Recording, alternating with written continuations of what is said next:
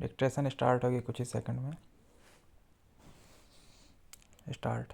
दिल्ली विधानसभा चुनाव के अब तक घोषित परिणामों और रुझानों से स्थिति पूरी तरह से साफ हो गई है और भारतीय जनता पार्टी तथा उसके सहयोगी दलों की सत्ता में वापसी का मार्ग प्रशस्त हो गया है। विराम।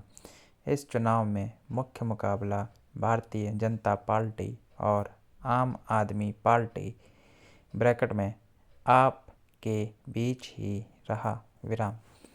भारतीय जनता पार्टी के लिए यह अत्यंत ही सुखद रहा है कि 27 वर्षों के लंबे अंतराल के बाद दिल्ली की सत्ता में उसकी वापसी हो रही है। विराम।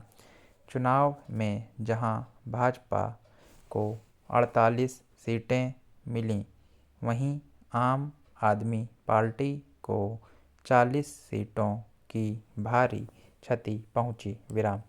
70 सीटों वाली विधानसभा में भाजपा 48 सीटों पर जीत दर्ज कर पूर्ण बहुमत की सरकार बनाने जा रही है। विराम। विधानसभा में बहुमत का आंकड़ा 36 है। विराम। कांग्रेस और अन्य दलों को एक भी सीट नहीं मिली। विराम। विशेष बात यह है कि 2020 के चुनाव में भाजपा को मात्र 8 सीटें ही मिली थीं। विराम। आम आदमी पार्टी के राष्ट्रीय संयोजक अरविंद केजरीवाल और पूर्व उप मुख्यमंत्री मनीष सिसोदिया भी चुनाव हार गए हैं, जबकि वर्तमान मुख्यमंत्री आतिशी किसी तरह कालकाजी सीट जीतने में सफल रहीं। विराम।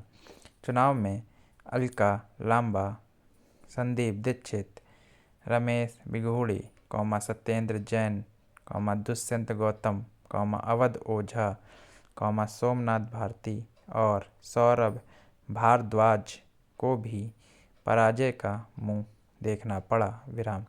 चुनाव जीतने वालों में प्रवेश वर्मा, विजेंद्र गुप्त, कैलाश गहलोत, सतीश उपाध्याय, अमानतुल्लाह खान, कपिल मिश्र और गोपाल राव भी शामिल हैं। विराम। चुनाव में सबसे खराब स्थिति कांग्रेस पार्टी की रही। विराम। लगातार तीसरी बार भी कांग्रेस का खाता नहीं खुल पाया, जबकि इसके वोट प्रतिशत में 2% की वृद्धि हुई है। विराम। कांग्रेस को अपनी विफलता पर आत्ममंथन करने की आवश्यकता है, जबकि इस पार्टी का लंबे समय तक दिल्ली पर शासन रहा। विराम। दूसरी ओर भाजपा का वोट 9.37% बढ़ा है और आपके वोट में 10.41% की गिरावट आई है। विराम।